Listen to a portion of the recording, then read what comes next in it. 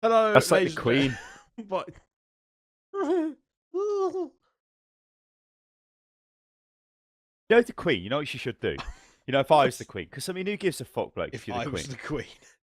I'd just be in my golden carriage, my pimp carriage, going around London, and I'd just be giving people abuse. Like you go like this, like the Queen does a stupid wave, and you see all the little children going, and you go out the window, and then just sit back down. Isn't You that know what the the Duke of would do Edinburgh it. does Yeah, anyway? he'd do it. Yeah, he's just like. Hey, I was watching. I watched the what is it? The horse. What's it called? Horse gardens, horse palace, wherever they do the parade stuff. Yes. And where the household guard are. And I was watching the Xi Jinping, the Chinese premier, and his wife get out of the Range Rover or whatever the hell they were in, and go and walk up to meet the Queen. And the Duke's there, and I was just watching it for the Duke. I was just waiting for him to say something horrendously racist or something to him, like just totally offend him. And he's talking and talking, and he's talking to the wife of the Chinese premier, and she's just like, I mean, if you guys are watching this on or listen to it on SoundCloud, then you won't get the full effect. But she's like this, and he's just like, he's really talking to her, and she's like, Someone get this creepy what is going on here? from Yeah, me. yeah, it was well funny. But anyway, ladies and gentlemen, welcome to Pubcast. Welcome to Pubcast, where we talk about games and stuff, and just anything really. It's expanded in its remit from strictly what we played this week to just really anything that we're talking about, and also a bit about the channel. But we did a lot about that on Hotfix, so you never know what you're going to get. Also, if you've been eating Skittles and stuff for the entire time we've recorded all day today, are you not going to die of some sort of sugar overdose or something? Bro, and you were doing it yesterday on the stream as well, weren't you? Yeah, but you know what? Skittles. Right, when my Crohn's was bad, Skittles fucking destroyed me, honestly. I single Skittle, it was game over. Now, I'm immune to it, bloke. And I've ate loads of Skittles. I was totally fine this morning. I thought I was being a bit silly last night, because I ate a lot of, like, sweets and stuff. Because every now and again, I get this, like, desire to consume a vast quantity of sweets or candy. Oh my God. And I'm just like, oh God, and I just go wild and I get them.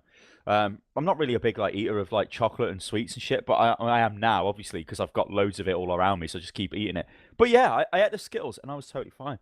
You see, bro, I need the Skittles. I ate the Skittles and I was fine. I'm gonna fucking show you how to play the guitar, mate. Oh yeah. So you are gonna stream, right? You're gonna stream that. No, so what this is, ladies and gentlemen, I don't think it's some sort of like, oh my God, I wouldn't recommend we've been trying paid. To put it on fucking YouTube. Yeah, we've been paid to advertise this, but we haven't. Activision have just sent us Guitar Hero live. And, well, that's just the guitar. Obviously, we can't make videos on YouTube because I'll just get instantly copyright claimed. What I will do, though, is I think I'll stream it. I may have already streamed it by the time you watch this video because it's come out on a Saturday. So you know, whatever. But if you haven't watched the stream, and if I haven't streamed it, then it is questionable, this game, because it's got a very weird system of the whole live aspect of it is supposed to be you have to take part in concerts. Yeah, you have to take part in concerts, and if you do well, you then get points which you can spend on what I believe is plays of other songs. So you can't just keep playing a song over and over again if it's one of the restricted songs, which I'm guessing are the better songs. You have to like do well in these concerts or just buy the coins with money, I think. But that might not be the case. As I said, I've not played it at this moment in time, but I may have played it by the time you guys watch this, because this is recorded on Friday and comes out on Saturday. So I don't know. But I remember playing Guitar Hero years and years and years and years ago on the Wii. I played it on a Xbox 360. Yes, and the Xbox 360 as well. I have a Guitar Hero controller over in the corner of the room. I was terrible at it. Absolutely terrible at it. One of my sisters was really good at it, like really good. Really good. Something that really confused me was I went to a friend's house. Now I mean, it sort of or something. It made these rhythm games mainstream, didn't it, for a while? But then it just tanked really quick, didn't it? Well, it got oversaturated. There was like two of them pumping out like different versions and DLC. Well, you say that Rock Band came out the other day as well. yeah. But it's like we're at a friend's house and they're having I think it's Halloween party, and someone broke out a rock band. It was a rock band or Guitar Hero, one of the two. It was. And Rock band's got the little drum shit. Yeah, it must have been Guitar Hero then. And they're like, "Oh, you should try it." And I was like, "I'm not very good at it. I've already played it." And someone said, "Yeah, but you can play guitar." Oh no! And the fuck difference does that make? What kind of logic is that? It's not. Where are the strings, you bastards? Yeah, it's not even the fucking same thing, is it? It's not even remotely the same. I don't even. Christ. It's like saying you can't fix a car. Well, you can cook a meal. What fucking correlation is there with that? Like saying you can drive a car, but you can't fix it. Yeah. Yeah, mate, you can drive a car. You fix my head gasket, it's gone. It's like me with mountain bikes, and I can't fucking... In fact, I see on the forum, there's a stupid unit lost drinking game. Every time I say something about mountain bikes, every time you say, or any bikes in general, every time you say something that means nothing, all in all, etc., then you've got to take a hit. You know what? I stopped doing that, though. I stopped doing that. The last couple of hot fixes and Pubcasts... No, but you've replaced it with a different word. No. You've replaced it with a couple of different words. It's gone now. It's gone. It doesn't happen anymore. I've just stopped. Awareness. It's just ceased. You haven't said anything. All in all, but you've said other things which are pointless connective tissue. No, I haven't done that. Not for a good couple of weeks. No, you go back and watch them back, all of them.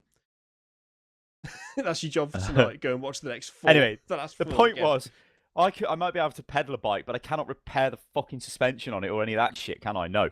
So that is the worst. That is the absolute... You know what? That extends to shit like, you work on a computer? Oh, yeah, can you do this for me then? Can you fix my printer? No. No, I can't fix your fucking printer. I don't know anything about printers. It happens all the time. Even my dad still does this. He's like, the printer's not working. I'm like, and? What do you want me to do about it? I don't know anything about printers. The last printer-related shit I had. Yeah, printers are shit. The last printer-related thing I had was I bought a wireless printer. This is somebody talking to me. Don't print wireless. I said, right. Right. I'm thinking, have you even got a wireless network in your house? I mean, they must have. They've got a router. We did have. I have fixed that issue for my dad before. They didn't even have a computer.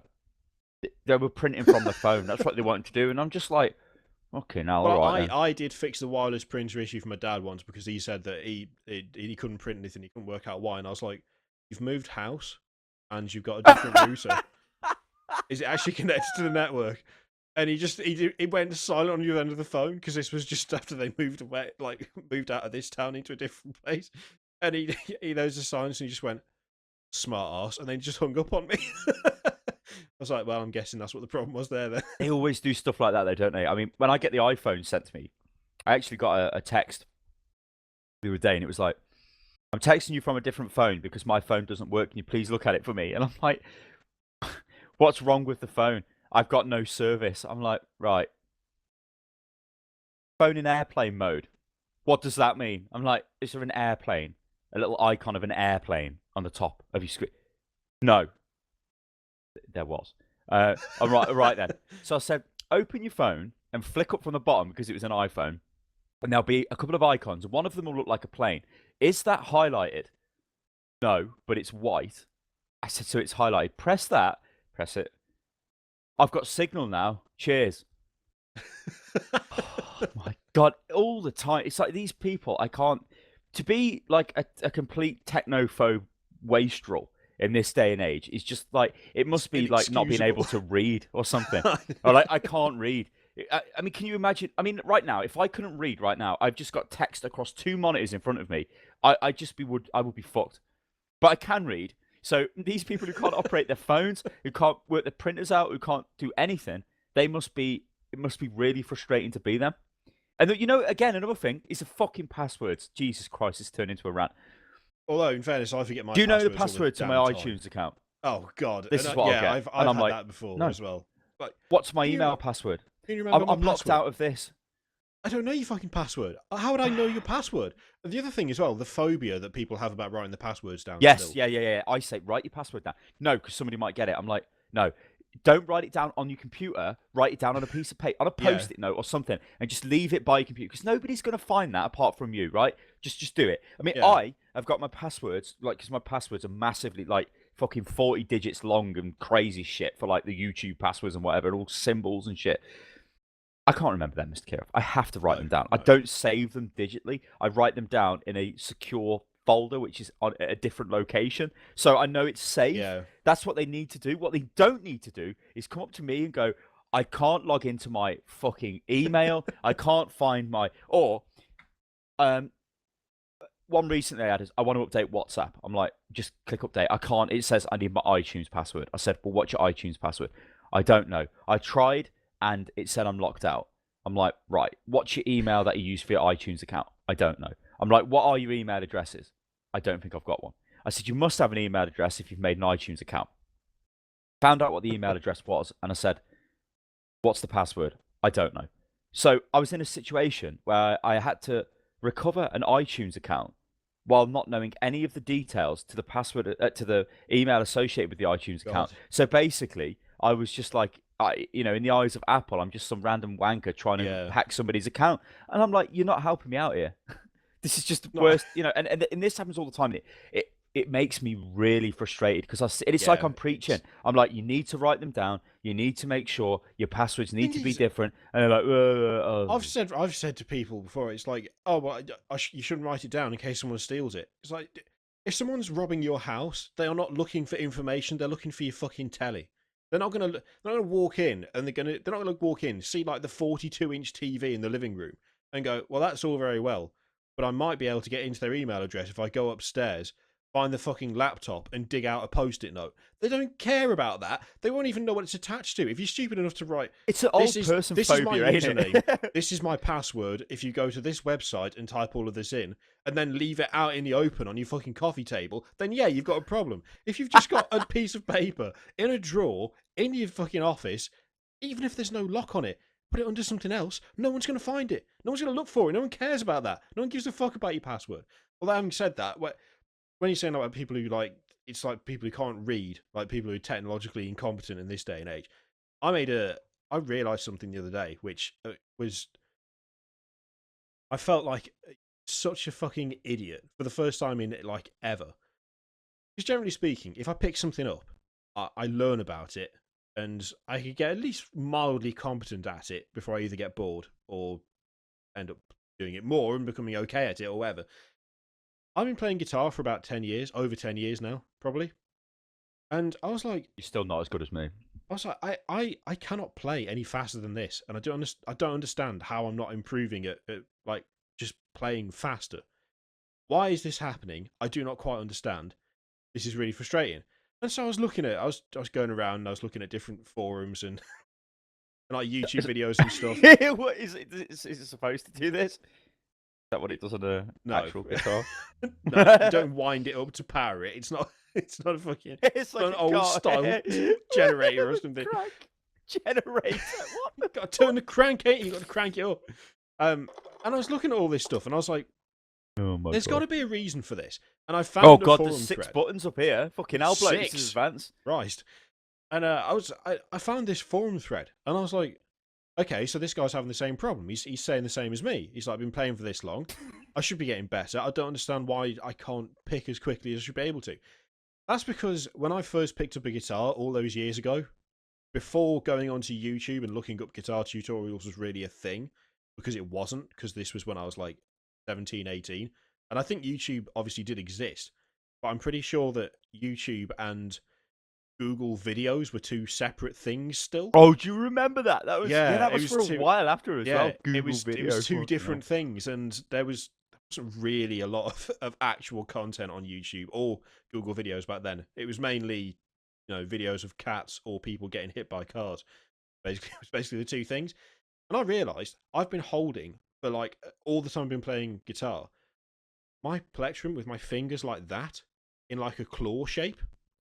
The claw? You mean the claw, bloke? Always get the claw. It's like the pick claw, and doing that is really bad because it means your hands are like a weird angle, and you like really tensing your fist up, so it obviously tenses all the muscles in your wrist as well. So it's like you're like that. So when you're strumming, it's really short movements, and it's like it makes your wrist hurt after a while. Having looked at it, I should have been holding it like that my entire life, just with the pick kind of between my thumb and that finger, with my hand relaxed, just out of the way of the strings. Yeah, instead of a claw. Yeah, and I was like, it's taken a bit of getting used to. I've only been like messing about with actually playing playing properly for a couple of days, but already before I used to do that, and within a couple of days I cannot hold the pick like that whilst I'm playing because it's too uncomfortable. And I'm like, how the fuck have I been playing this instrument for over 10 years and fucking it up that badly and not even knowing? Like, I'd not even picked up on it. But then, as someone pointed out on the actual thread I read, it was like, the thing is, if you do something and you never have lessons and no one ever says, how come you're holding it like that? You're not going to know, are you? No, because that's just how you've done it naturally. And it doesn't matter how many people you watch, unless you're distinctly watching their hand and like actually going, okay, how's he holding it? You don't notice. You're looking at the other hand because the other hand is where all the action's going on because that's where you're playing the notes. You're not looking at the picking hand. You're looking at the hand that does all the stuff. So all these years I've been watching like tutorials and stuff and watching other guitarists and not I've been focusing on the neck hand, not on the pick hand. And so I was like, fucking hell, that's really annoying. And it's such like a departure from how I used to play before that I keep catching my knuckles there on the strings because my hand's automatically doing that. You can see you got like a little cut. Yeah, I've got like a nick on there, and I'm like playing along, like, fuck, what the hell? So I don't know when the next Drunksmith stream is going to be. Probably sometime over the weekend, but it's going to be fucking bad. It's going to be gnarly as fuck because I'm going to cut myself open on the strings. I'm going to be missing notes. I'm going to drop the pick all the time. It's going to be fucking dreadful. But I can't play like that anymore, even though it's going to be a couple of days because it's too uncomfortable. So I'm forced to play like that, but it doesn't sound anywhere near as good because I keep messing up the fucking strumming and stuff. I'm like, I've reached a point now where I'm worse than I was about 5 years ago, just because I was doing it wrong. Christ. Well, but that was like... Well, talking of stream and whatever, I guess we'll go into what we played this week. So I played obviously a lot of Blood Bowl again, and I want to touch on it a little bit because it's pretty funny. So I made a team, a Chaos team. First Chaos team I've ever played. Now, Chaos, when they begin the game, don't have any skills of note. They've got horns on the Beastmen, and that's about it. The big guy, the Minotaur, is really shit because it keeps wild animal in, but it doesn't have anything fancy. That's what like mine did. That's what mine kept doing. Yeah, I know it's a chance. It's only a chance, but I swear that guy, every time I asked him to do something, it ends up being like 50-50 though. Like when you look at the ogre, it's bonehead off him, and it's only if you roll a 1. So it's like he's much more reliable. The ogre man is for the humans. Yeah. Anyway, made a team. The team is, well, as things tend to happen on the stream, it's very organic, and it turned into a team where everybody must have the claw. Now, the claw is a mutation Chaos get when they level up, and what it does is it reduces armor value down to 7 for anybody. So if somebody's got 8 or 9 or 10 armor, you hit them with the claw, because you've got the claw, their armor value becomes 7. So pretty good against high armor value teams like Orcs, Chaos, but decent against humans as well with some of their AV8 guys, and well, I think we're all AV8 humans. Good against dwarfs and stuff like that. But what was it was really fun, and it was one of those stupid things where I like playing Blood Bowl just for a laugh, like because you can try and be a pro fucking power gamer on it, but because the game is random to a point, you're still going to lose. Like you could do everything right and then still fuck up the roll, and it's like, okay, well, whatever. So I think it's more enjoyable to play if you're a bit silly and do something a bit crazy. But it was killing me, bro. People were turning up in the chat and they're like, oh my god, why have you got claw instead of block? And I saw one of those because I watched part of the stream last night, and I was downstairs on my iPad, and a guy came in, and I saw him come in, and he went, "This guy does know that claw doesn't work on armor value, whatever it was." And but the thing is, I was like, "Nah, fuck this." So the first thing I did was I responded straight away, which is, "Claw works on everything, you fucking silly bitch." And then I just started typing claw into the chat, and I noticed claw. Yeah, and I noticed you pick up on it, and then the entire chat was just doing it. The guy didn't say anything else, so I was like, done, sorted. Fucking told. He comes in, tries to throw down the knowledge, and then the chat just goes mental and starts spamming claw at him. Excellent. What's crazy about this as well is you always notice it, like when you're the streamer, like you're streaming away, playing the game, you look across the chat, and then you just have a go, but it's always there. The message is always there. I mean, there's obviously some you miss, but I mean, Christ alive.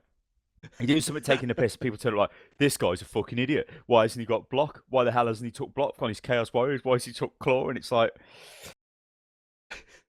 admittedly, I it was getting a bit frustrating to me towards the end because I was getting really unlucky with dice rolls and I was constantly getting defender down, which is negated by block. And because I don't have block, I would keep going down and it was really doing my head in. But that's just, that's part of Blood Bowl. It's how it goes. And two guys leveled up on the end of the last game I played and they both got given the claw. So nearly everybody in that team has claw. So there you go, bastards. Well, that's the thing that's one of the things I like about doing just any sort of streaming where something mad will happen. That's always what makes it fun, isn't it? Especially with things like Blood Bowl, where it's really random. Yeah, but something's grown out of that. That normally because it makes me laugh. Go, the guys who are all like, oh god, there's all this like community around the Crendorian Invitational, which I think we've just adopted as the name of Crendor's league that we're in. And it's like people analysing, oh, who's the better player? Who's going to do this? Oh, who's going to win here? And it's like, honestly, it's just random. It's like none of them, like none of us. I mean, Pyrion's a good player, but I think I was fairly equal to Pyrion, to be fair. He just got lucky at the end, and I didn't get lucky at the end of the first half. If I did, I would have scored, and it would have been 1-0, and then he maybe would have equalised, but he still could have fell over.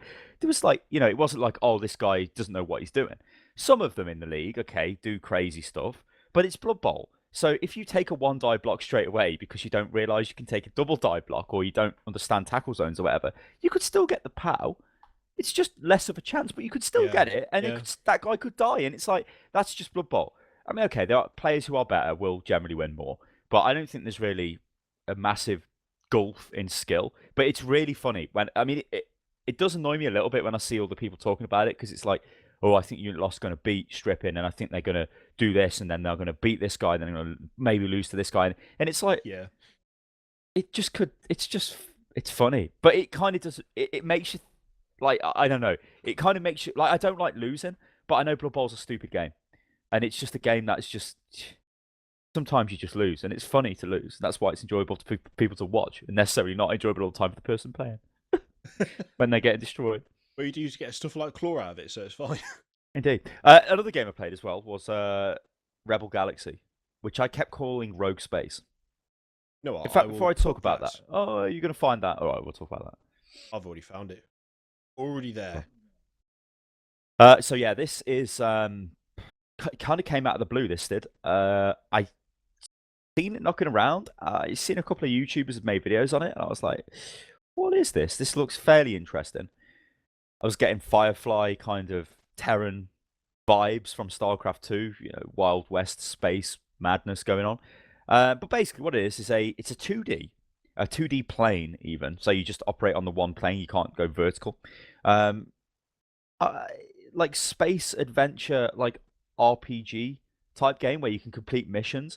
You get random events which happen as you travel to other locations, sort of like Elite Dangerous, how you get like a distress signal and you could like go towards it, and it'll be some sort of event, like you get that kind of thing. There seems to be quite a bit of ship modification in this game, which is good.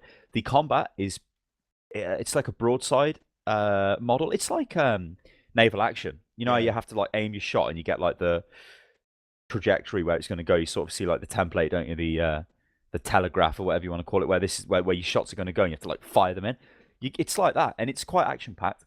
It's got a good soundtrack, which might be to its detriment.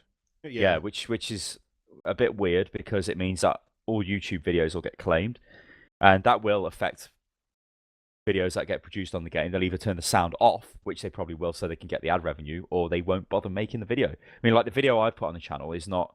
None of the adverts on that are for us. The video is claimed by about 30 different people because it's all their different music, and it's all legitimate claims, like so. But yeah, I was really surprised because what I was doing that day is I was playing that game, Rebel Galaxy, and Renowned Explorers, the International Society, on the stream. Like I wanted to do 2 live sort of first looks. I really, really enjoyed Rebel Galaxy. Yeah. And I could I mean, it's only single player, so it's not multiplayer. You can't like play with your friends. It might have been nice if it was co-op, but interesting enough, I think, to play single player. And again, it would be a game that I would play. Like if I was going to sit down and play games, and I was just a normal Joe, and it wasn't my, I guess, job to play a ton of different games and do all kinds of stuff, I would play that game. Yeah.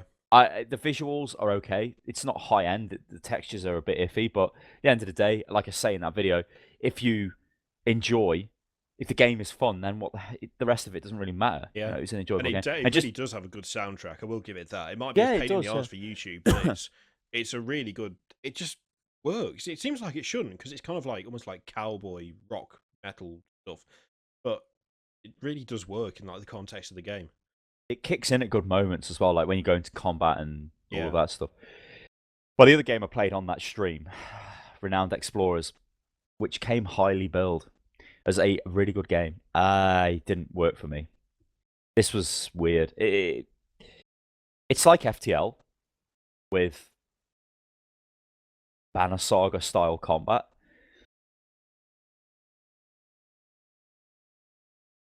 But it's got some interesting things in the combat where you don't just have to kill the enemy, you can befriend the enemy, or you can be devious to the enemy, and you can still win in different ways. And depending on what actions your guys take, depends on the overall encounter mood. So if you're going to the encounter and you become aggressive, if they're friendly, you'll do extra aggressive damage to them because they're friendly, and aggressive counters friendly. But if they're aggressive, then you want to be devious because that counters aggressive. And it felt like a mobile game, but it's not a mobile game. Yeah. It doesn't even have a mobile version. And I don't know, it just never worked for me. I was expecting something a little bit more out of it. I don't know. You know when you play a game and it's just not working for you at all? Yeah, and I'm just like, I can't. This is just like if I'd bought the game, I probably would have refunded it. I was that like it just indifferent about it. It just didn't look interesting to me. To be honest. No, yeah, it was just a bit dull, I guess, is the way to put it. Yeah, oh, I'll go with that. I mean, at least it wasn't out and out terrible. Well, a lot of people have said it's great, and maybe it's one of those games where you either get it or you don't, and I don't. Yeah. Well, I played an actual mobile game. One of the things I played, which was Warhammer 40,000 Deathwatch Enhanced Edition. No. Which was 20 quid. They provided a copy, but Rebel Galaxy's 15 quid, just for comparison. Yeah, I would not recommend spending 20 quid on Deathwatch. The problem is, I'm sure on the iPad it's perfectly fine. I'm sure on the iPad it's a perfectly serviceable game. And in fact, on the iPad, if that's where I played it, I probably would have been like, this isn't too bad. Because I hold iPad games to a different standard to PC games. Because exactly, yeah, iPad games are usually shit, and stuff like I'm talking the stuff that you see people playing at the bus stop and doing things like the mobile versions like Transistor or XCOM or whatever. But they are in the minority of games produced for that platform. So Deathwatch on the iPad probably would have been all right. But the problem is I'm not playing it on the iPad. I'm playing it on the PC, where it isn't £2.29. It's 20 quid. How is it so different in price? What's going on there? Well, on the iPad, you buy packs to unlock different things. So it's got microtransactions in it, like every other iPad game ever. But in Deathwatch, everything is already unlocked. So you don't have to buy packs or anything. What are they though? What are these packs? They're skins cards. And shit? So you've got you've got weapons and Marines, XP and stuff like that. So it's all just in the game. You don't have to pay for any of it in the PC version, which in a way is not too bad actually. That gives it a bit of a plus point, because at least it is just an upfront cost. But the problem is that the cost is the same as things like XCOM. I can't remember exactly how much XCOM is at the moment, but it's not going to be much more than 20 quid. Yeah, it wasn't that expensive to begin with. Yeah. And the unfortunate fact is that Deathwatch is a bit like XCOM without any of the tactical depth. It just doesn't have the same depth. The camera angle is totally crap for PC because you've just got a top-down view, and that's all you've got. Which 15. I mean, if you bought XCOM off Steam right now, just standard XCOM with no expansions, it's 15 quid. Yeah, I could not ever justify spending 20 quid on Deathwatch when you could get XCOM for 15. You could probably get it cheap from other websites as well. The thing is, this happens time and time again as well. When we get an iPad game that's been ported onto PC, there's always people who will support it, and they'll say, "Oh, you're being harsh. Oh, that's not fair. It's this much because they're giving you all the content and so on and so forth." that's fine. And I can understand you wanting to defend something you've spent money on. We all do that once or twice in our lives. But the fact is that I am not playing it on the iPad. I don't want to play it on the iPad. And I don't want to play an iPad game on the PC. The PC is my primary gaming platform. So if you hand me a key for a PC game that is similar to another game, but worse in literally every single way, I'm going to say that game is shit, because comparatively, it is. And that's the problem with Deathwatch. It's like, I'm sure the people who made it worked quite hard. And it's the same guys who did that Warhammer Quest game. Again, Warhammer Quest, not a bad iPad game, but it's not a good PC game. Deathwatch, not a bad iPad game, but it's not a good PC game. It looks old. It feels old. The sound design is okay in terms of sound effects. The music's a bit crap. Well, the fact that it's not even properly ported. I mean, it's got all that tap screen shit on. It's just, I mean, joke, the camera is spazzy as hell, which I actually found out why by watching a little bit of Total Biscuits. What the fuck is? Sorry, WTF is. We all know that. I did do one on the same game, and he did one on Deathwatch. I think it was about. It might have been about the same time that ours came out. But I had a look at it. It's because I was still trying to use the mouse for stuff. If you try and move the mouse whilst you've got the whilst you're moving the camera with the keyboard, it uses the mouse as camera guidance as well. So you can click and drag around the map, which, by the way, the game didn't tell me. I don't know how he found that out, but the game didn't tell me that you could do that. But it still reads the mouse whilst you're moving the camera with the keyboard. So when it was flicking about all over the place and being impossible to use, that was because the game's been coded badly, and that's their fault. That's not my fault. They messed that up. I noticed there was a guy in the comments of the video who was trying to defend the game and was like, "Oh well, this is a bit harsh," but I bought the game at the bottom, and it always makes me laugh. That does. It's like, yeah. It's strange how when people part money with something, suddenly it's fucking great. Anyway, let's talk about this. This is a Steam controller. Oh yeah. Now, this is interesting.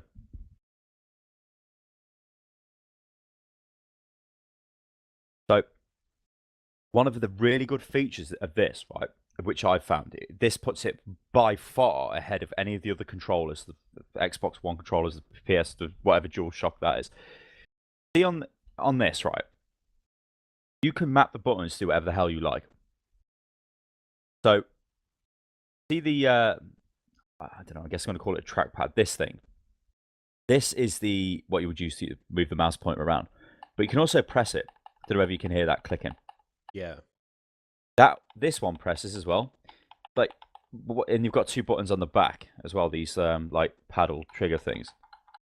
And you've got like your triggers on the top, two triggers. But what you can do is really, really funky. You can program like one of these buttons. So when you hold it in, it activates the accelerometer inside, and you can decide like which accelerometer it activates. So when you tilt the controller, it'll like tilt your view and bring it back. And there's some really good videos on YouTube of people doing things in like Cabal Space Program, where the guy is like showing you how he's like set up his controller. So he's pressed the button and he tilts it forward, and it like zooms him in and out, and then he's like flicking up there to go up and down. And it's really like, it's like if you're heavily into setting up your own control schemes for games, this thing is like a fucking godsend. I mean, you could just do whatever the hell you like with it. I think the biggest issue I've got, though, is because it's for PC. Most games you want to use keyboard and mouse for, you don't really want to use this for. And there are a lot of games which work very well with controllers, like Dark Souls or something like that. That this becomes weird because it's weird little button placement down there. Yeah. See how it's really small? Like it's dead weird. Also, this is really big as well. I mean, my hands are not that small, so I can get my hands all around it, but it's much bigger than... It does seem massive. Yeah, like if you look at that, well, that kind of makes that look massive. But if you look at that, you can get your hands around this. Yeah. Get to the buttons easier. This, though, is like this massive, like, paddle. It reminds me of the first Xbox controller, which was massive. Yeah, that kind of massive scale. And I think it feels cheap. Like, I don't think this feels sturdy. And it's got this, like, stupid, annoying, glossy plastic, which is just going to attract fingerprints. Like, this, to me, the DualShock, it feels sturdy. This does. I know. Say that. I know I've had. Yeah, right. Okay, come on then. I've played mine more than yours. I've used mine more than yours. My triggers still function fine, but you know what's happening? Sorry, this is the one that I've had. Don't actually use. This is my other one. Yeah. So my triggers work fine, right? Yeah. But look at my thumb. Oh, focuses. Yeah. You see this? That is totally broke. Like, this is absolutely broke off. There is no grip in there. It's totally smooth. And that is... Oh, that's shit. Yeah. Well, my problem at the moment is, firstly, I don't know if you I can hear it. I can hear it, yeah. Like there's like little squeaks. The triggers are rubbing on the sides. And also, this is the thing. I've not used this that much, right? I used it extensively for the first week of Destiny. Then the PS4 hardly got used at all. I maybe played some Assassin's Creed on it now and again. I did Assassin's Creed Unity. It's not seen heavy use, this. And it's never been used with the PC either. I've always had a Xbox 360 and now an Xbox One controller for the PC. It's had more use in the last couple of weeks playing Destiny than it's ever had before in its life, and it's fucking capitulated instantly. Like, it's really bad. Shame on me for trying it, but I was like, I've got a couple of decent guns. I'm going to try Crucible again. Just because I was like, I'm just going to try it. There's no point me doing Crucible at the moment, because unless my fingers are rammed all the way down, and I mean like to the point where there's actual, I can feel pressure on my fingers holding the triggers down. I've got to clench it really hard. If I let up even slightly on the pressure on the triggers, I stop firing and I take the sight away. And it's not like you're supposed to be able to do it so that, like, you just, gently, down you go. They're contacting there at the back. They're pushed all the way down. That doesn't work anymore. Like, they are as far down as they can kind of go, but I have to press harder than that for them to actually activate. So the triggers are dead. Like, I have to properly grip it like I'm throttling someone just to get the gun to fire. And the thing is, they're not cheap. They're like the price of they're more expensive than the Steam controller, I think. That makes Destiny borderline unplayable. Like, forget Crucible. Yeah. Even if I'm running around doing just patrol missions and I need to kill something, I fucking go to zoom in and I have to press the trigger, then like hold it really rigid down, and then do the same to fire. And of course, when you do that, the rest of your hand tenses up. So instead of just like holding it normally, and then I can move my thumbs around like that, which is fine, which is what you should be able to do. Instead, I'm gripping it so hard that my grip is off, so my thumbs are up here. So when I'm trying to move, I'm like that, and that's really uncomfortable. And it's like, I think that is an interesting thing, isn't it? Like, the life of these controllers, like how long do they expect it to last? I mean, my mouse, I've got a Roccat Cone Pure, and the other Roccat products I've had in the past have been really shit. Yeah. This one though has lasted for a year, and I'm using the mouse all fucking day. It's like my keyboard as well. What's that? This sent to me a while ago. That's a Corsair one, isn't it? Yeah, I can't remember what model it is. But this has lasted me better than any other mouse I've had. It's so solid. It just has not broken at all. But it's like this Razer keyboard. It's a 2013 edition Death Adder something. Black Widow, I think. Death Adder was the mouse. Totally fine. Nothing's gone wrong with it. I mean, anyway, to go back to the Steam controller, I think this is... Do I think it's worth having it?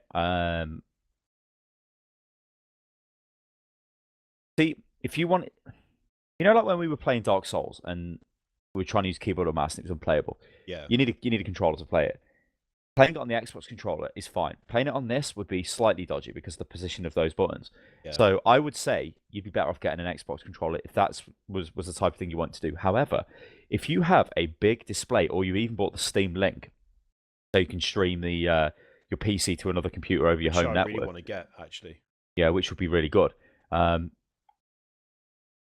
This thing would be great.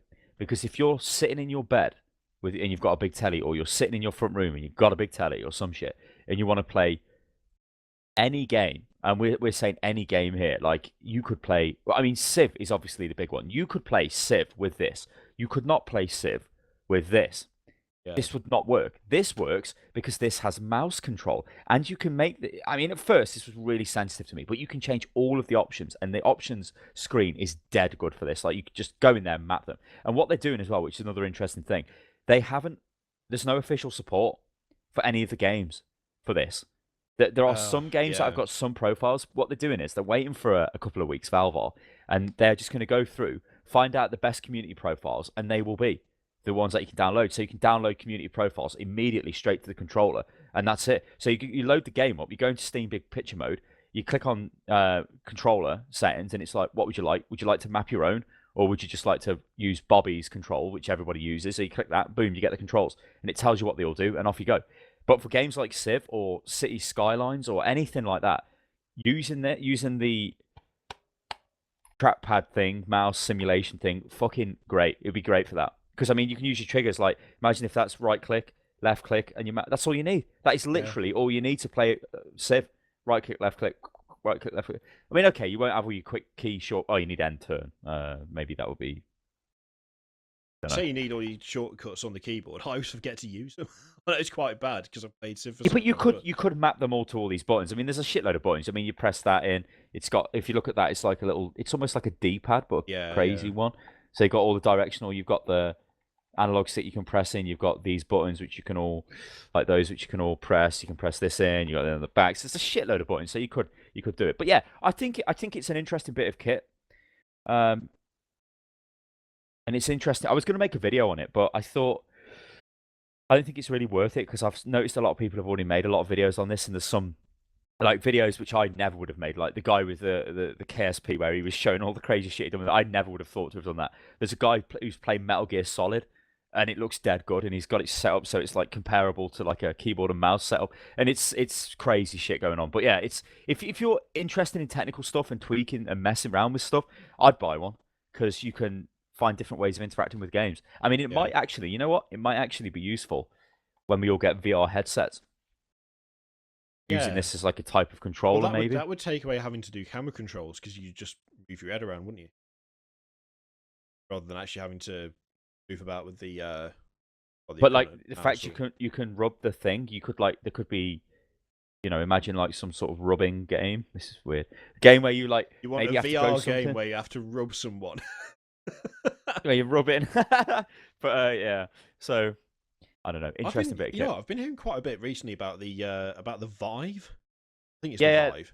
That's the apparently but it's a HTC headset in partnership with Valve, and it's got the best demos, like the best demos. Which apparently it is massively, ridiculously superior to the Oculus, like unbelievably so. It's meant to be just like right Oculus. So I know a little bit about these two things. So the HTC Vive, has got a lot of impressive demos, and it's Valve are working in partnership with them, but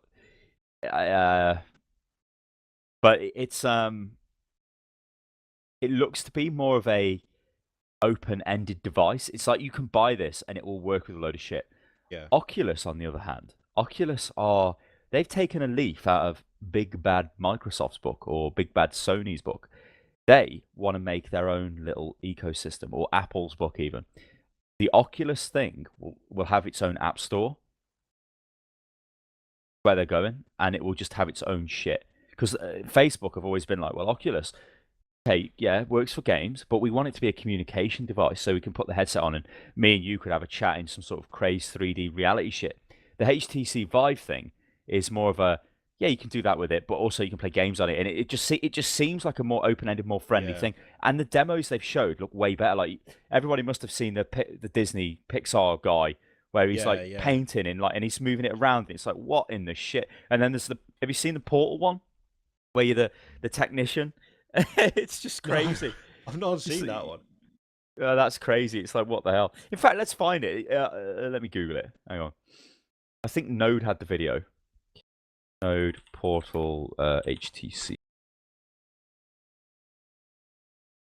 Yeah, Aperture Robot Repair. There you go. Because you know the little. Oh yeah, I found it. VR Portal Aperture Robot Repair. Okay. Yeah. Just skip through it a bit until they get into the actual video. On YouTube. Yeah, video. I don't think I can find you any. Like they seem to cut it up with like footage of the guy playing it and the guy doing whatever.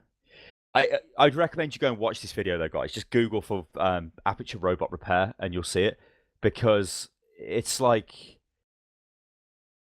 at the start when he's in like the area, and I think this is this the video I watched? Yeah, because he opens the drawer. Like he opens a drawer and the drawer opens and it all unfolds down. It's like a little like a little play, and he puts the drawer. It's just like you can see how that looks like. Yeah, this is like next level shit. Oculus did look like this to begin with, and you got people who play like Elite Dangerous and shit on Oculus. It's like, wow, this looks great. But Oculus seems to be going down this route of we want to be this like Apple kind of product, I guess. Yeah, they want to be. I don't know. Yeah, it kind of feels like the Oculus is turned into. They want to be virtual reality in that it's more just communication, like more just. This is a way to talk to people without actually being with them. You put on your Oculus and you're there in the room.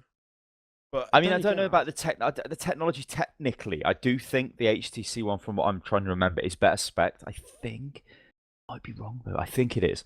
But they're pretty similar. It's not like one is like way better than the other one. But a really little interesting thing is the HTC Vive supports like a 1080p full screen output. Yeah. So if I want one of these, if I get one of these, and this means I could stream and make videos for YouTube.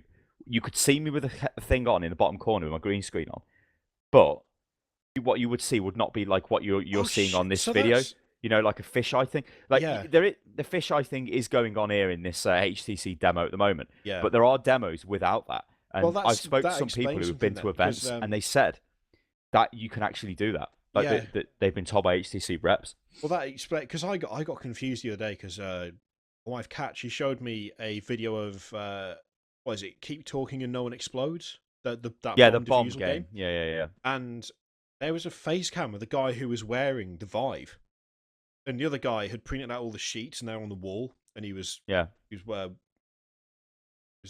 looking at the clues for defusing the bomb. But the actual gameplay part of the thing was full 1080p, and it was just there normal. And I was like, how the fuck have they done that? Like, where's all the fisheye stuff? Where's like the really crappy distorted view that you can't see anything through?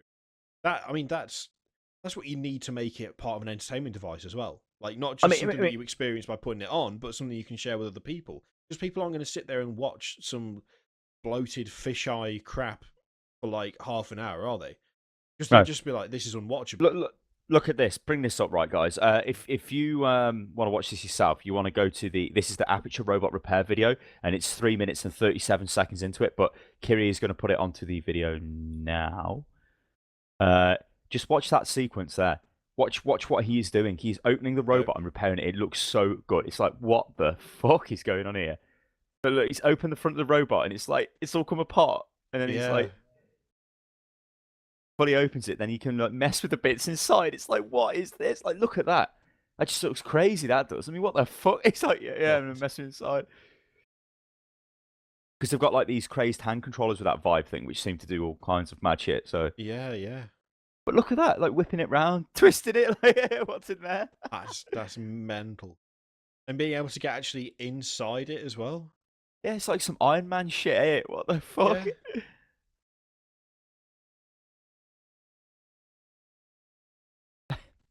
That's the future. You obviously look like a maniac when you stood there on your face, waving your hands around. But yeah, but this it just looks ridiculous. Like that is what I want. Yeah. So that it's amazing, ain't it? Yeah. Good lord. God. I want to try one, just not with people recording it. I don't know. What's this dickhead doing? Jesus Christ. Anyway, what else you played, Mr. Kirioth? I'm distracted now. That was quality. All right, then I'll take over. Planetbase. I played that. Now this was interesting. It is like Banished. I only played a little bit of Banished. Oh, no, funny enough, I played Banished. Oh, there you go. You played Banished. I played Planetbase. Planetbase is Banished in space. So you've got to bet. Well, you're on Mars, which I'll show you in a second. Looks like Mars. For some reason, YouTube is refusing to buffer at the moment. You have to set your base up, and it's really unforgiving at the start. If you don't put down the correct buildings, then you die. And it took me a little while to work out what the correct procedure was, so I just kept dying and dying and dying. I think unlike Banished as well, you just constantly get population, I think. In this, though, you can cut your population off. Because your population, you don't have babies on the base, because it's not, the time span is too short, I suppose. What you do is you get people appear at your landing pad, and you can set the need percentage. So you can say like, I need more workers to turn up. So maybe 60% chance of more workers that will turn up. But you can turn the landing pad off so people don't arrive. So you can stabilize your colony and sort of optimize it and then go forward again. It is difficult, but I don't think it's that difficult once you've worked things out. It's the age-old thing of you have to manage various resources. Like you've got to manage how many people are in your base, how much food you're making for them, how much medicine you're making for them, how much like electricity you've got, how much oxygen you've got, and stuff like that. So it does just come down to the management aspect of like, well, base colony management. Some little annoying things though for me. I would have liked to have been able to directly control my guys, because when you need something to be built, so there was a point where I needed metal. I needed ore to be refined into metal so I could construct a new room to add to my base. The way the ore gets refined is you build a mine. People go down and get the ore out of the mine. They bring it back into the base. They put it into the storeroom. The guy who is working on the ore refinery thing will get some of the ore, slap it into the refinery, turn it into metal, take it to the storeroom. So you've got metal. Then if you want to build stuff, maybe one of your construction bots or one of your workers will take the actual resource to the area where you're building. And once all the resources have got to that area, they'll then start building the building. But I needed metal. Like, I needed it. I was like, I need metal. How the hell do I get it? Well, you can set priority on rooms. So you click on the room, and this was like my factory, or no, I think it was like my refinery place. I set the priority. So please work on this. And it wasn't like everybody rushed to get to work on it. Yeah. It was like, oh, maybe they'll work on it. They might do something else. And I'm like, oh, and that got frustrating to me because I built my base with it. I built it a little bit too big, too quick. So I had rooms that were, I didn't have enough people to run all the rooms, but I don't want people making spare parts because engineers would operate the machines. I want those engineers making metal. So I've put priority on the metal production, but they're still fucking about doing the other thing. And I'm like, come on, move. I literally wanted to click on them and say, oi, get over there, and force them to go and do it. Yeah. That would make more sense to me instead of just like randomly letting them do whatever the hell they like. Because then I was like, oh, fucking hell, I need more engineers. Or, well, one issue I had, it was taking ages to build anything because my guys were just fucking about for too long. So I'm like, I need more workers. So I set worker priority really high on the drop pad, the launch pad, because I want more people to come in with fucking workers. It is a good game, though. It looks quite nice. Yeah. And it's got things like danger. So asteroid impacts can just wreck your base, which for me at one point was really dodgy because one of my oxygen generators got full-on hit with an asteroid and just exploded. And I was like, well, that's fucking bad because now we're not making enough oxygen. So I had to rush to try and build it. But again, you can't like rush the construction. It's not like you would think, shit, the oxygen's exploded. The guys would run outside and start fucking building the oxygen or repairing it or doing something. But it was just like, we might do. And I'm like, please go there, please. Yeah. You know, like I'm like willing them go there and fix it. That's the same. It's the same thing that happens in Banished. I mean, it was actually because you played that I was like, oh, I haven't played Banished in ages. I'll have a go on it. It's the same kind of thing. Like if you've got disasters set on, then you might suddenly find you've got a fire in the blacksmith, and if you put your blacksmith next to another building, you better have hope you. If you've not built a well, then you're fucked. You're fucked. Yeah, you're just fucked. I mean, I've only had that happen once, and now a well is like the first thing I build ever. even if I never have a fire, it's like I need a well because I put my. Well, there's a control room that you get in this, and the control room allows you to set alert status in the base, so you can be like red alert, yellow alert, green alert. Well, I didn't know that though, so I'm just going along doing whatever I'm doing, thinking I don't need a control center because the control center is for guards. Because you need guards to maintain the base, like because you end up getting tourists to your base and stuff like that who might be like criminals. You need them to be shot or whatever.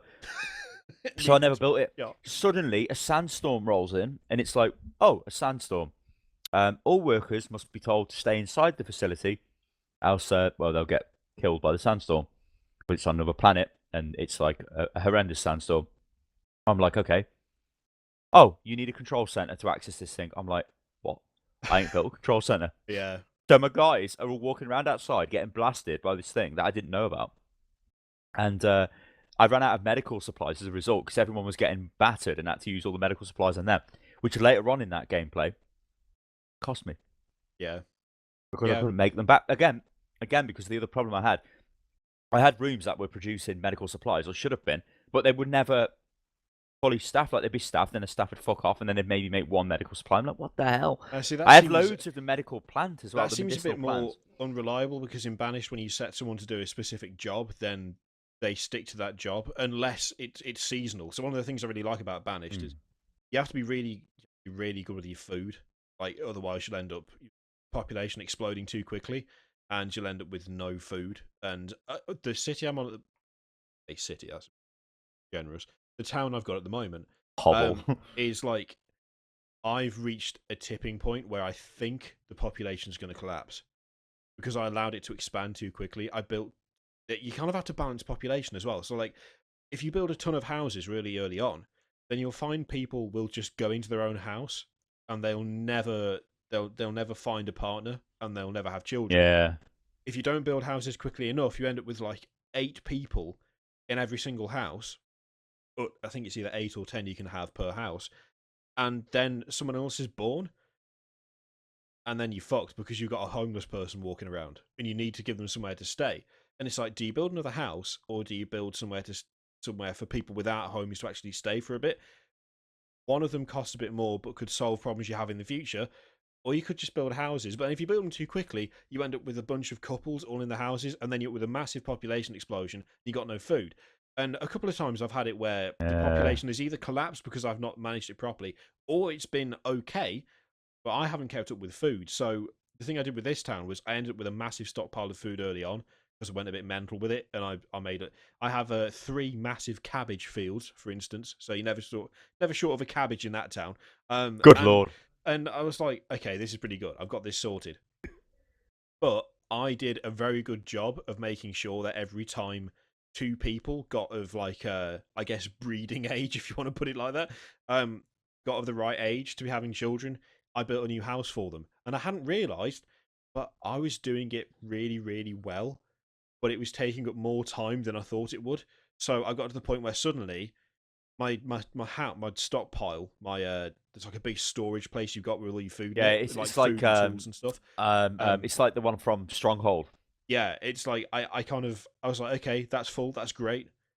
A year passes because I'd put the speed up. Suddenly, that place has got like 5% full of food, down from like 95%, and I'm like, oh shit. And then winter is right there, and that's it. I lost so many people. Starvation just killed like half the population, and then because I had too many houses, everyone split up, and then the population collapsed because they'd gone from having too many people. They then starved to death, half the population did, and then the rest of them moved into houses separately, so that then there was no one like having kids with anyone else, and then the population collapsed. And like, fucking.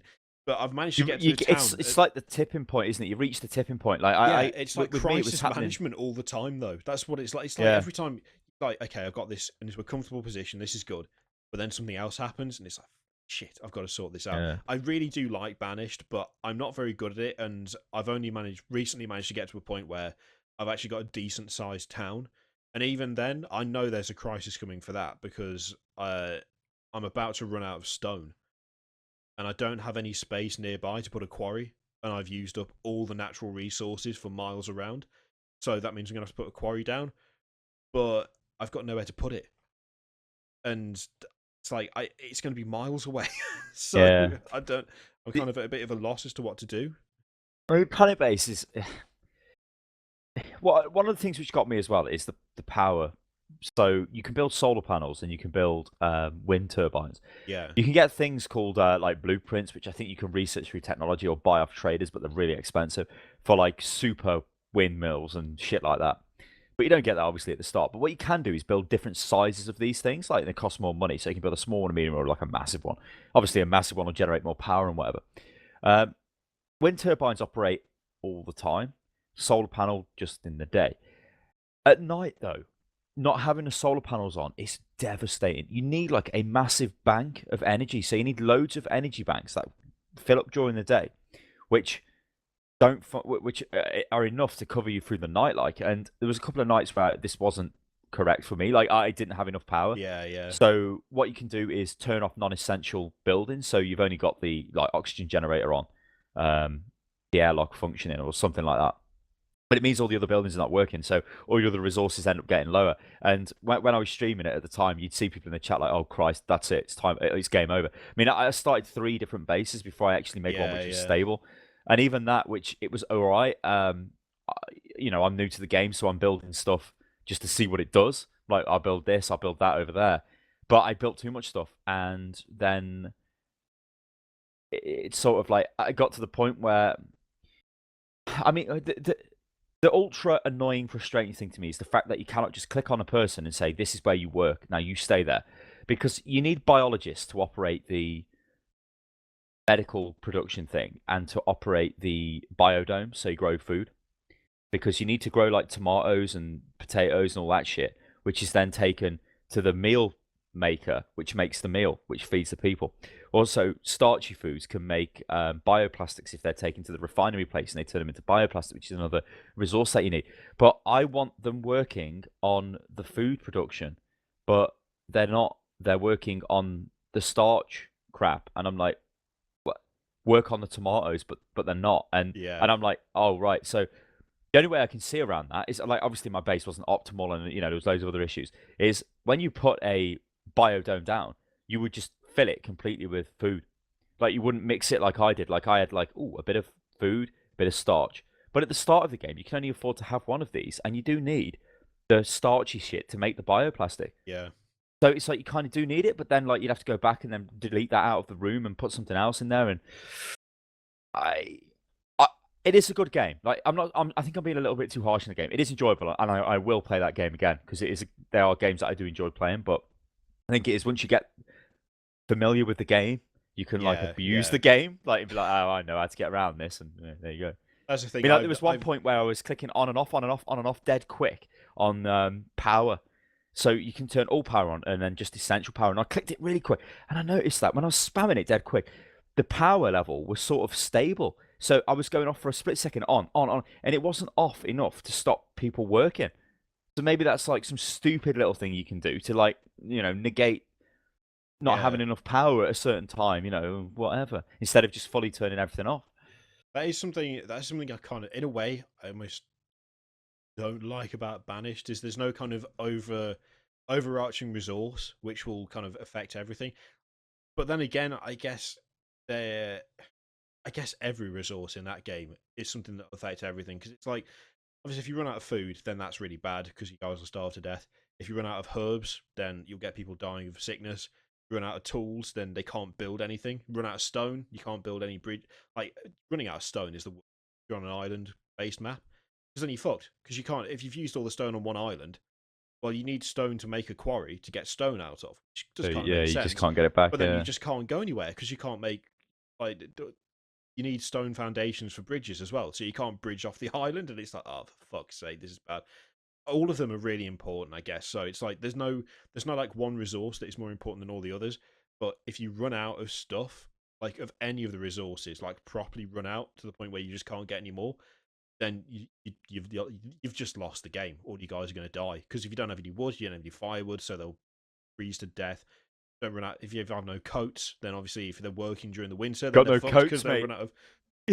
But I do like the kind of, the citizen management in it is quite good, because if you've got guys who, like my farmers, for instance, all the ones that are working in the orchards and the crop fields, when it comes to winter, they're just labourers. They don't show up as labourers, but they do just do labour work. So, like, if you want to clear a forest, then do it during winter. Because if they've got fur coats and they've got tools, then they're not going to go back to the fields until it's time to plant again in spring. So kind of got a really good workforce for doing like clearance work during winter time. But then during summertime, you got to have everyone do something. Otherwise, it's going to end up with, like, you're not using them optimally. So I like games like that as well, but they can be a bit frustrating, especially when you first play them. And it can be very annoying when, like, things are going well and you've planned for something, but then, like, you've overlooked like one thing, maybe just one little thing, and it trashes everything. And I mean, that's one thing that Banished is quite bad for. Like, if you really don't keep tabs on everything, then well, this is the same. You don't keep tabs on your oxygen. Don't keep tabs on your power. You can build a telescope, like a telescopic array, which will warn you in advance of things that are going to happen. So it'll be like, oh, there's a sandstorm coming, or oh, a meteor strike's coming in, or something. And then you can build lasers which will shoot the meteor strikes down, but I guess they're limited range, so they don't protect the whole base, because the base can get massive in this game. But like the map I was going around was really big. It's like you could have an insanely big base. The way the base structure works, because obviously you're not a moon base. Or doing it on the moon would have been fine again, I think. But I think, you know, Martian, the film, and whatever. Let's go to Mars. You have an airlock, which is the entrance to the base. Yeah, this is how people come in. Then once they're in, it's a tubular system. So you go from one compartment to another compartment to another compartment, and you can get traffic problems and you've got too many people. So the airlock's taking too long to open. So imagine if you had like one airlock and a disaster was happening outside. You've got to get them back in the base, but the airlock's taking too long, so people are dying outside. So you need multiple airlocks, and where you put them depends on, you know, what's going on. So it's enjoyable. I do like that type of base management style of game. And I think it's definitely. I mean, if you enjoy Banished, you should buy this game, because it's enjoyable. Yeah. Little things which may do your head in, but Banished is the same as Kiri just explained. Yeah, it's a good time waster for me in a way. It's like if I want to play something, but I don't know what I want to play. I don't really want to do like. I don't want to just sit there and grind in Diablo, or I don't fancy doing any shooting in Destiny or anything like that. It's kind of. I say it's relaxing. In a way, it's not, but in a way, it is, because you're not on the front of like action. There's not death and killing going on all around you. You're not like kind of invested in a massive story. Instead, it's just kind of simple tasks. It's like, okay, need to build one of those, need to get some of that, set up some crops over here, or need to set up a command center over there. It's just something to, yes, occupy your time without, you know, demanding 100% of you all the time. Which, I mean, I worked out the other day. I was trying to work out why it is I'm preferring Destiny over Diablo, given I played Diablo so much. Okay. I enjoyed it so much. I mean, I've not played Destiny in about 2 weeks. 2.5 weeks. Destiny is better for giving me a tangible reward than Diablo is. Because when I'm getting new stuff in Diablo, there's not an overall stat to keep up with. I mean, you can look at like damage and you can look at armor and stuff, but when I'm doing stuff in Destiny, firstly, there's no risk of dying in Diablo. That's one thing, because the most like the optimal way of doing stuff in Diablo is that you go for like the tier below what you can kind of do, and you grind that out until you can then get to the next tier and be able to melt your way through that. Then you go up to the next tier and so on and so forth. So really, if I'm going to play Diablo the way that it's kind of been designed to be played, I don't do tier 6 with my Crusader, because although she won't die in there, she won't kill anything either. So I do tier 5, which means I'm even more invincible than I was before, and I was already pretty much invincible to begin with. And then you grind and you grind, you get your gear, and it's like, okay, that's put my damage up to 1.3 million instead of 1.255. 383. Yeah. It's like it's a very small gradual increase, but it's like part of a massive number. It's just millions upon millions, so it doesn't really feel that significant. Destiny still has the risk, even if you do normal strikes. Yeah, they're not difficult, but at the same time, if you're fucking about, you'll still die. Like, it's just the enemies are weaker in terms of how much damage they take from your guns. You still take a ton of damage. Like, you can still be killed. Like, if a legionary, like a Cabal legionary, I'm saying like a lot today for some reason, if a Cabal legionary lands on you and punches you in the head, I keep saying literally. Bad habits, whatever. If a legionary lands on your head and punches you in the face a couple of times, you'll still die. So be on the floor, someone will have to come and pick you up because you just got punched in the head by a legionary a couple of times because you weren't paying attention, and he can still murder you. I don't get that in Diablo at all. There's no point when I'm playing Diablo in a tier 5 rift where I'm like, oh god, I'm about to die, because I never die. Nothing kills me. My character is just got too much defense. It cannot be hurt. So instead of actually playing the game, I realize with Diablo, what I do is I just run around holding left click down, and occasionally I press one of the number keys when it comes up. And that's the entire gaming experience. And I might go into a rift, but I'm still doing exactly the same thing I was doing before. And the objective hasn't changed. It's just run round this corridor until you get to a different corridor, and then you go to another corridor, and that's all you do. Now, Destiny's quite similar in a lot of ways, obviously, but I'm more involved. I'm more doing stuff. I'm not just holding trigger down, for instance. I'm not just running forwards holding trigger and everything in front of me is dying. I've got to actually aim, because if I don't aim, then I'm not going to hit anything and I'm not going to kill anything. I've actually got to watch what I'm doing, because if I don't, I'll get shot and I'll die, or I'll get punched and I'll die. When it comes to bosses, I'm not just standing there in one position, punching it in the head over and over and over and over and over again until it capitulates and drops loot. Because if I do that in Destiny, then they'll jump on me and kill me. It's just, I think it's just more involved. It's just a more involved experience. And I don't play Diablo. I just sit there and guide the character around whilst watching something or listening to something or talking to someone. Whereas Destiny, I actually play the game to improve. And when I do improve, instead of seeing a statistic where it's like, oh, I was on 1.2 million damage, now I'm on 1.25 million damage. Instead, it's this armor's got like 10 more defense, and I've now gone up a light level. And then the light level isn't a meaningless number. It's not like 1.3 million. It's 290 something. So it's significant because it's 291, then 292, then 293. 1.2 million is just, what does that even mean? It's just a massive number. So any increase on it feels really insignificant. Whereas getting a light level, when you're aiming for a specific thing, which is like 300 light or whatever, that's an attainable goal. And when you get something, it feels like you're making progress. Yeah. I've loaded up a stream of a guy playing Diablo at the moment right now, and I'm just getting bombarded with fucking loads of numbers here. I mean, I know that's what Diablo is like, and it's just like, I think the guy isn't even meaning. He isn't really looking at the. I mean, he's looking at the chat. You can see from his webcam, as he's just going around, and there's loads of explosions going off, and it's just like, I think that's why I'm enjoying Destiny, because it's scratching the itch that I had with Diablo, except I'm actually having to play the game, and I'm not just like half-arsing it. Yeah. And I mean, you can kind of half-arse Destiny if you really want to, but you won't. It'll take longer, and it won't be as interesting. And I guess what you're saying is and even that game, it does feel like a bit of an accomplishment when you complete like a heroic strike or something like that. Whereas Diablo, you just run through a thing and it's like, well, okay, whatever, and you come out. So I get that. I get like how people can gravitate towards those type of games as well. I mean, like, I enjoyed playing Destiny, but I don't have any. I don't be arsed with the game anymore now. It's like I'm playing too many other games. That's my problem. Playing fucking Blood Bowl. That's my problem. Tell me about this 11 pence game then. This looks quality, bloke. The way it loads up in a little box in the corner. I'm involved in a bloody price war with a fan of the channel, a guy called Ominous Windwalker, and I remember his name because he sent me 3 games. He sent me in a row. One was 50p, which was quite bad. One was 20p, which was even worse, and the latest one was this Zombie Zoeds game, which was 11 pence. And he sent me another one, which I think he said was maybe 6p in a sale or something he found.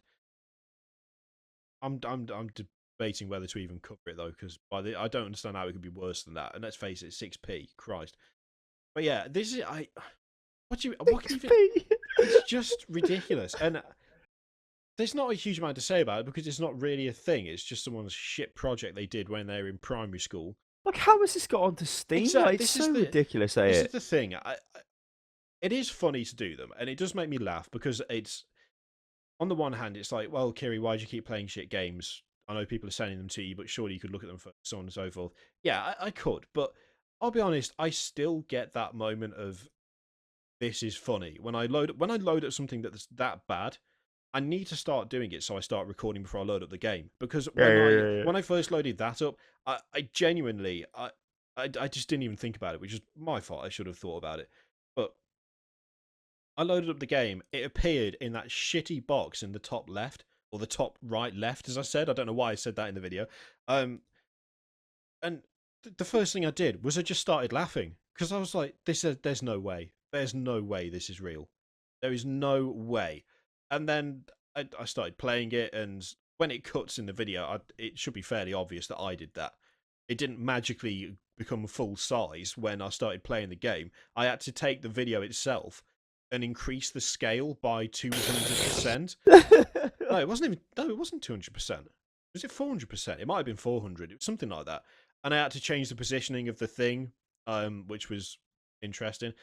And I was just in a state of disbelief, and that's why the video cuts, because I just thought to myself, this has to be a like this actually has to be a mistake. Was this a green light mistake or something, or did something go wrong here? No, it's just something has gone wrong, bloke. It's just a game that was many released things onto have gone Steam, wrong. and you're not telling me that was ever greenlit. No one would No, it greenlight can't have that. I been. know some shit gets through on greenlight, but No, but it's just that's an entirely new level, and it's getting to the point now where. Well, I mean, even in the comments, some guys like, "Please God, Valve, hire a team or just a person to actually play the games before they get dumped onto Steam." I just don't understand how it's even on there. And on the one hand, it has turned into a bit of an arms race where people are just sending me the shittest things they can find.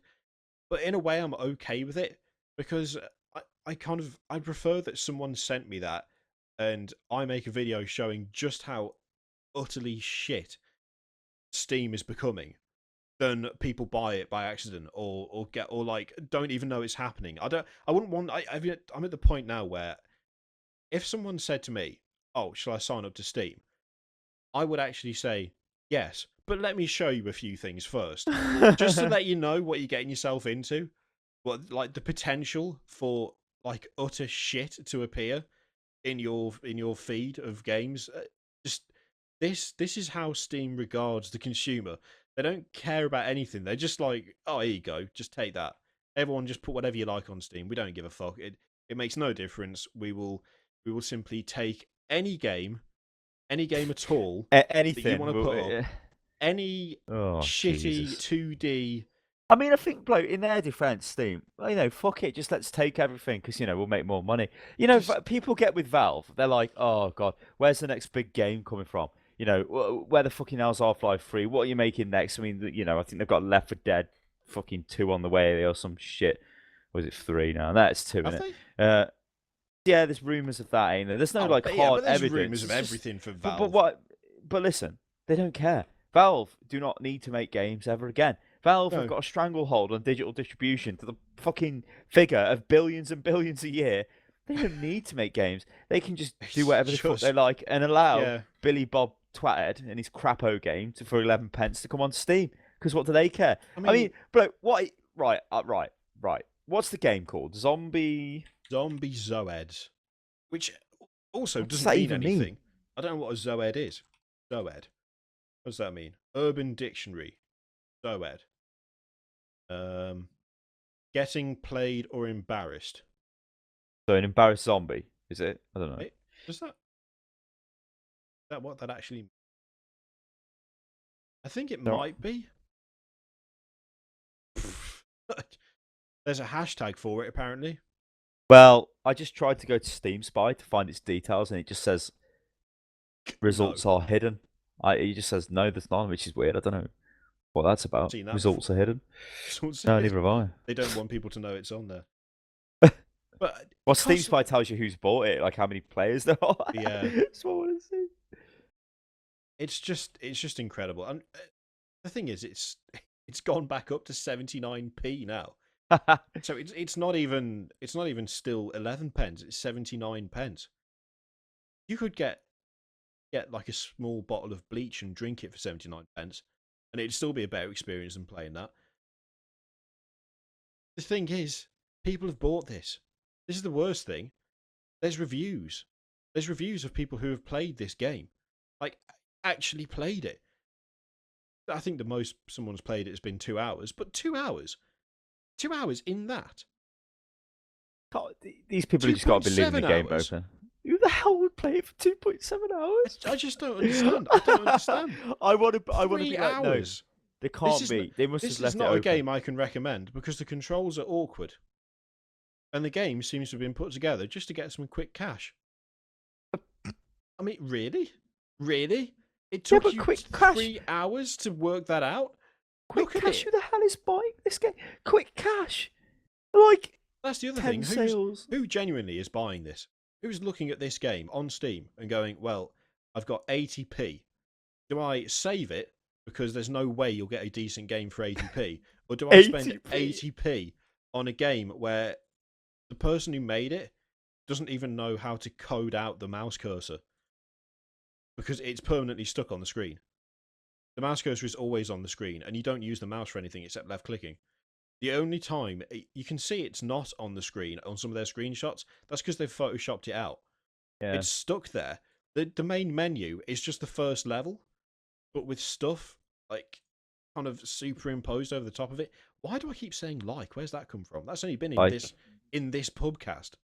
Like, God, it's just bizarre. And the thing is, I think it's going to get worse. Honestly, I really do think it's going to get worse. When you look at stuff like Jim Sterling, for instance, and all his stuff he does, and those digital homicide guys. Yeah, there are Steam Greenlight projects that are purely designed now to get attention from Jim Sterling, and he does give them the attention because that's what he does. Yeah.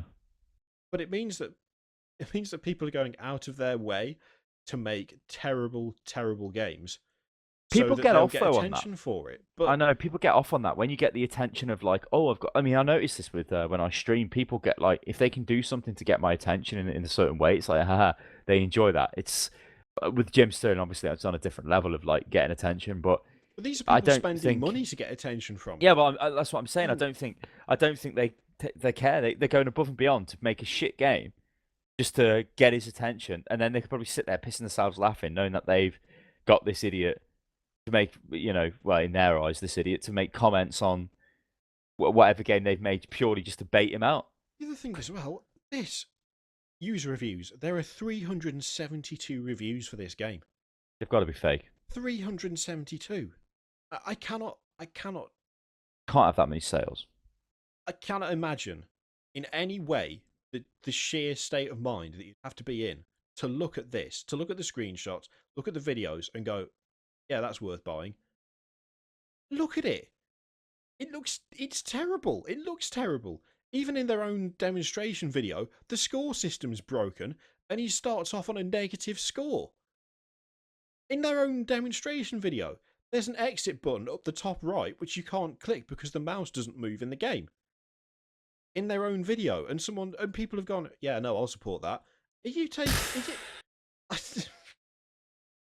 It blows my mind in the worst way possible. It blows my mind. It's just, I cannot comprehend how just utterly delirious and mental you must be to spend money on that. You'd have to have I'll tell you what you'd have to have done. Do you remember that story about that guy who went around the US in a camper van sticking ice picks in people's eyes to give them frontal lobotomies? Oh yeah. In like the 60s. If you've had that done, that's when you buy this. That's you got a hyperactive child. Let me just introduce ice pick into his frontal lobe and lobotomize him a bit. He'll be fine then. Yeah. And then little Billy no longer is. He's like this. He's probably still alive today, little Billy. I've just looked at the system requirements for this game. OS, Windows 32-bit, 64-bit. Processor, Intel Pentium. Memory, 256 meg of RAM. Graphics, that's Intel HD. DirectX version 10. And 150 meg of available space on your hard drive. For what? I did come to the defense of H1Z1, though. Because it was more like this H1Z1. I know H1Z1's piss poor, but it's not that piss poor. I'm going to play that on the stream, I think, future, just to see what it's like. See how hereditary rancid it is. I just want to see you play Hereditary. That. What? You want to see me play this thing? Yeah. I snapped another string. I snapped another bloody string. Well, as you said earlier on, bloke, I don't get that problem. Look, where's my strings, mate? I'm going to have to... the only solution to snapping all these strings is to get another one. Another guitar with drop tuning, so I don't have to retune that one. What a terrible solution. Even got like a sling thing. I wonder if that's a proper one or if it's one that... You can tell by the end.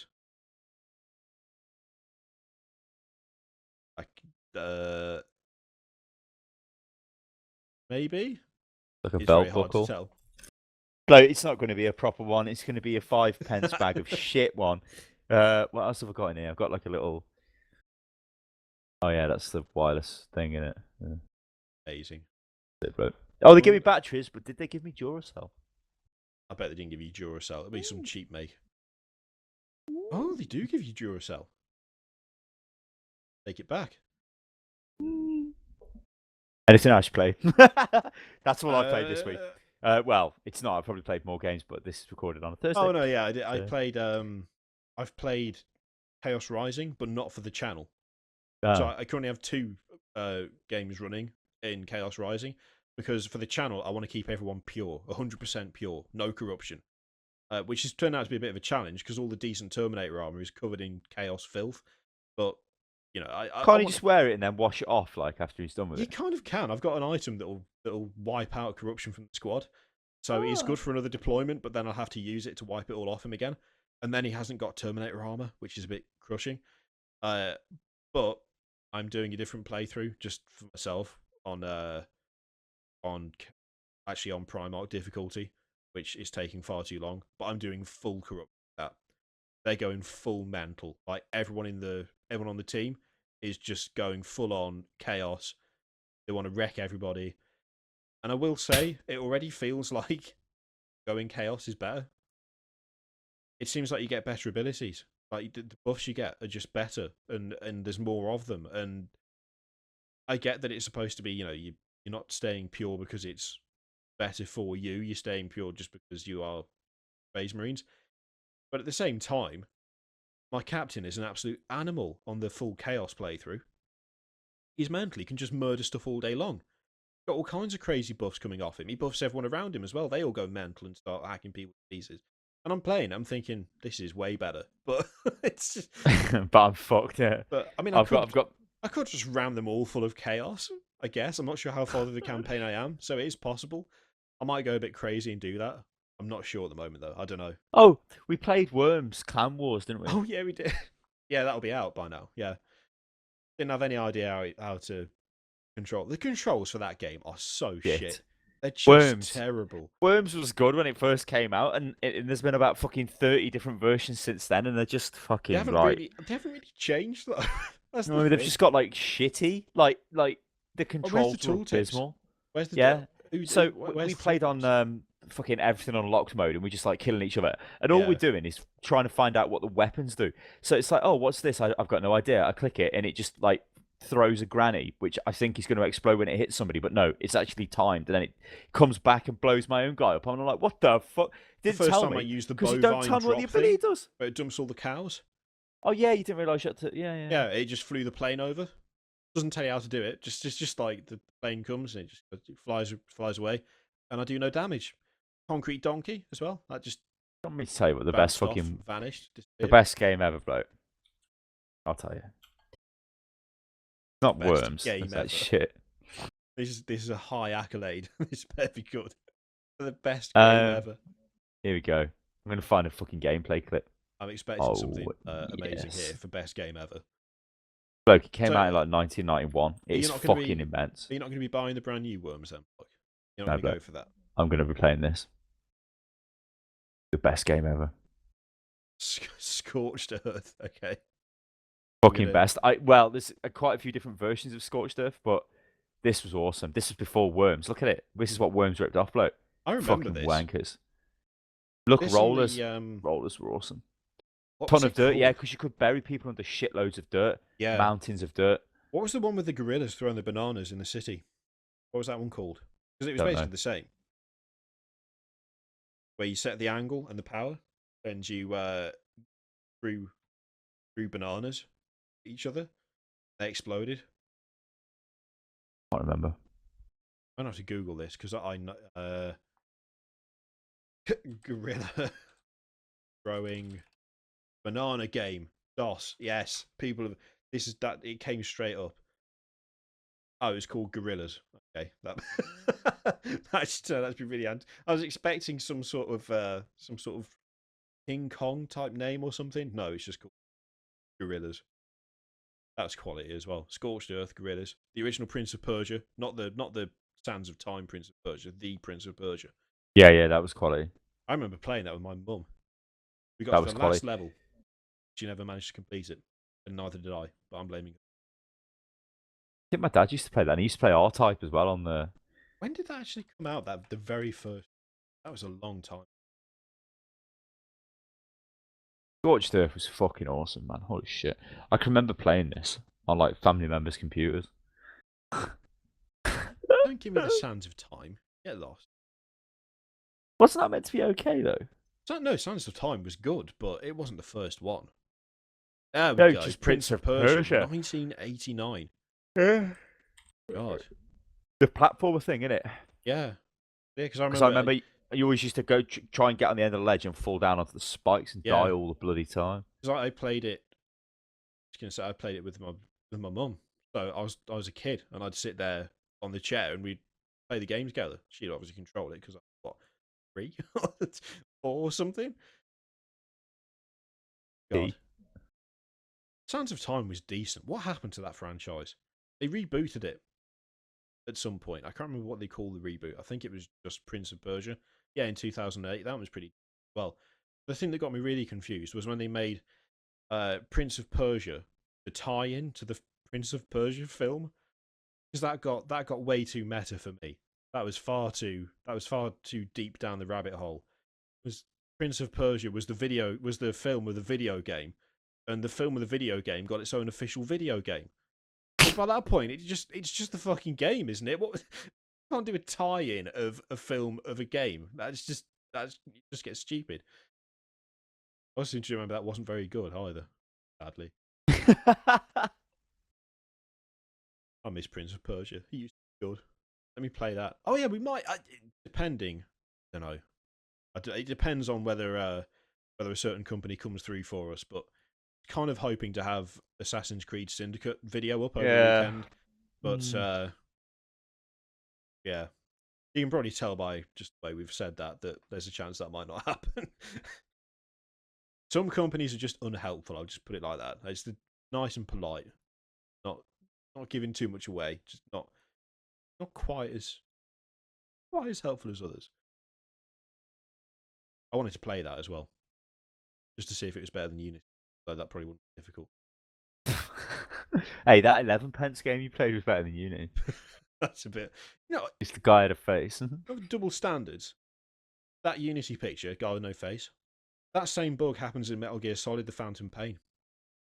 I've seen so many videos and GIFs and pictures of soldiers who have got no head. I don't see that fucking being plastered around everywhere.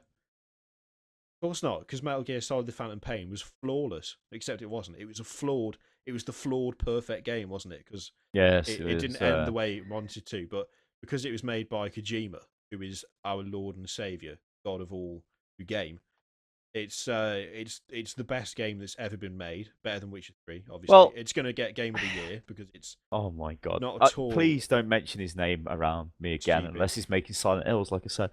I suppose to come off games for a little bit. I watched the film on Netflix. Now, I've been through this phase of watching... Like, I was going to cancel my Netflix subscription. I think I still am, because there's nothing on it that I really want to watch at the moment, and I've seen all the old shit. And I'm like, what have you got for me? So, I've said before, I like these, like, sci-fi, lost in space, fucking stupid films.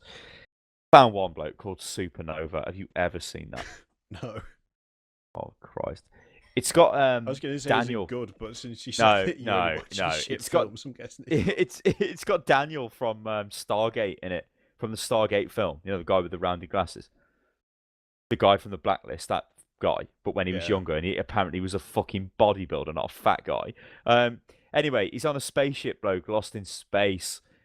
Well, no, he's on a rescue ship, and they get a hail from like a billion light years away or something ridiculous.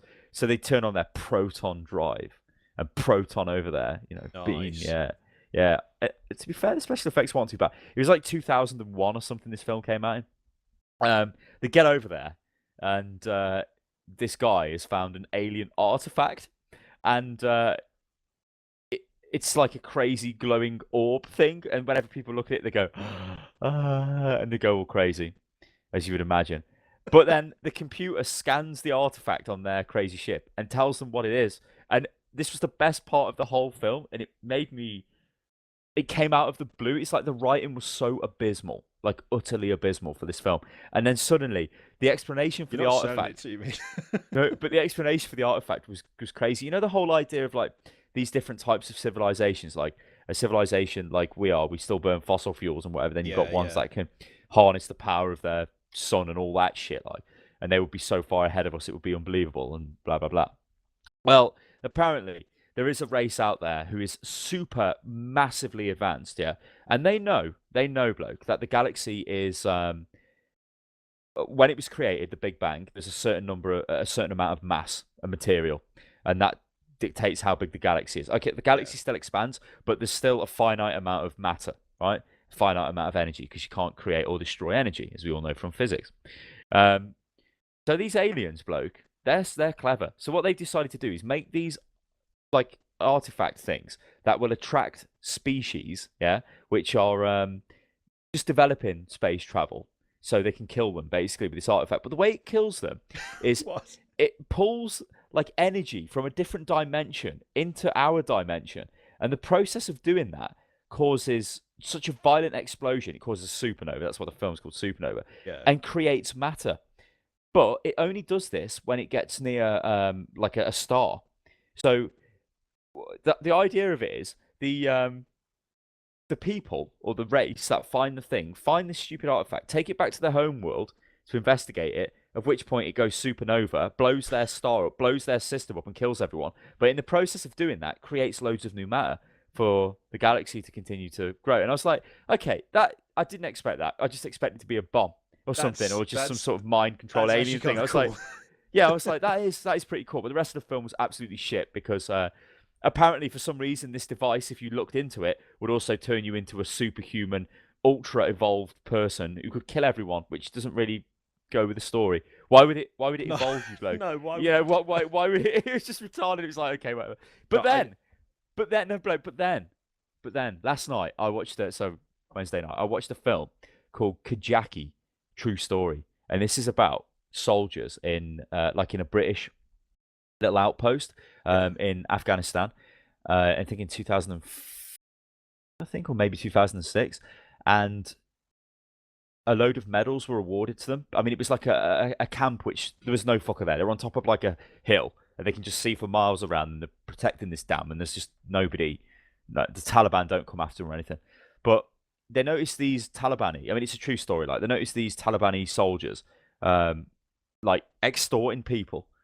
Like, civilians would go past over this road, and they'd set up this roadblock, and they were just taking money off people. And they're like, that shouldn't be happening. We should stop that. So they send a guy down with a spotter. He's like a sniper to, I think, to shoot the Taliban. I think that's what they were going to do, because these Taliban had the guns out and everything.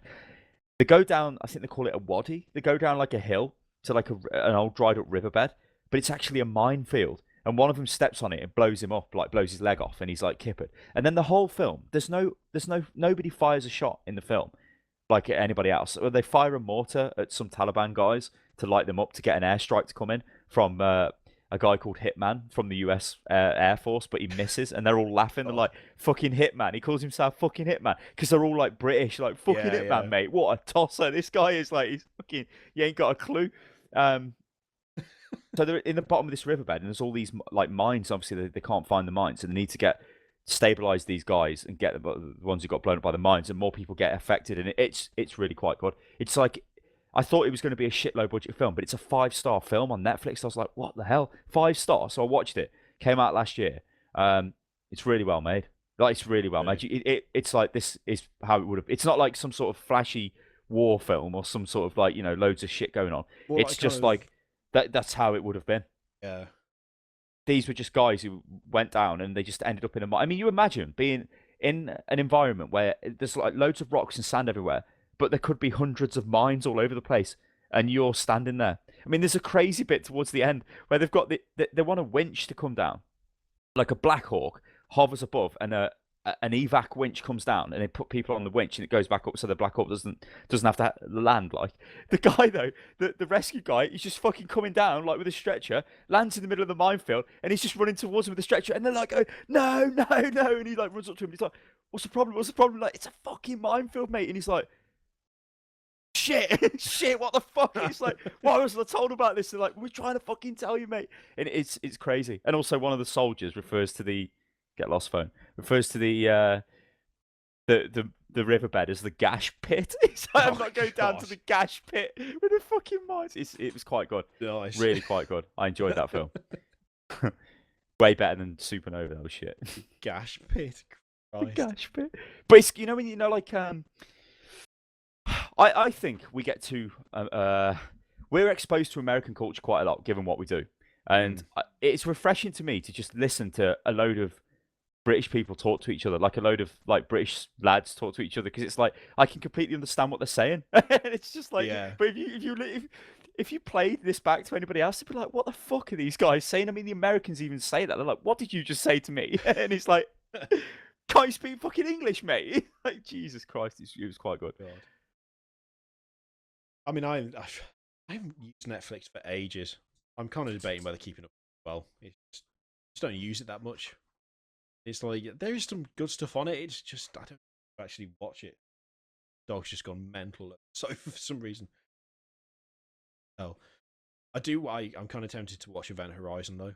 It'll freak me out. Oh no, that is good. Yeah. But I after that's you, one of the, that's talk to me about it. I ended up sitting there. That's like Back to the Future, where I think Event Horizon is like 2015. Something goes missing. It's like yeah. But it's like I ended up watching a bunch of clips on YouTube. The film, I've basically watched half of it at this point anyway. I might as well go back and watch the old thing. You see the bit where he takes his eyes out? No, I watched the bit where he's sitting there on the captain's chair. And he's like, cut up and he's had his eyes cut out and he's like, she's gonna take us places. I'm like, oh, his baby though, he built a bloke, he built the ship, she's gonna take us to the world of pure evil. A world of pure chaos.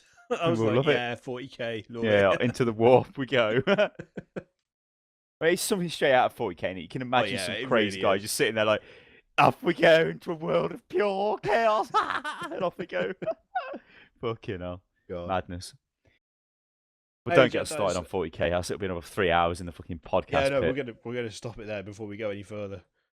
So I've got some towel to buy. No, I haven't really. Buy Tau, bro. Fuck Tau. Hashtag fuck Tau. Don't care about Tau at all. Stupid storm surge looks idiotic. It's stupid stumpy missile launcher arms. Looks like it's having a shit. Yeah. Bending down in a bush, shatting itself because it's witnessed the fucking power of an Imperial Knight over the hill or something. That's what's going on, bloke. Tau scum. It's probably OP as fuck, ain't it? Is it? I bet it is. I bet it is. I bet it's got 4 missiles that are all counted as individual weapons, even though they're the same weapons, so they can fire at individual targets. I bet are they D-strength as well? 18-inch apocalyptic blast. They are, but still, that's a bit ridiculous. They come from the same launcher, but they can all hit different targets. And it's a gargantuan creature as well. Pardon? What did I say? Gargantuan. Gargantuan. It's a fucking massive. A massive lad who's shitting himself. So I'm sinking into a chair. You got to. We're going. We're leaving. We're off. We're leaving. Bye. Thank you very much for watching. Come back next Thursday for Pubcast. If you want to support us, which I can't remember if I said at the beginning, up there, down there, somewhere around there. Thanks very much.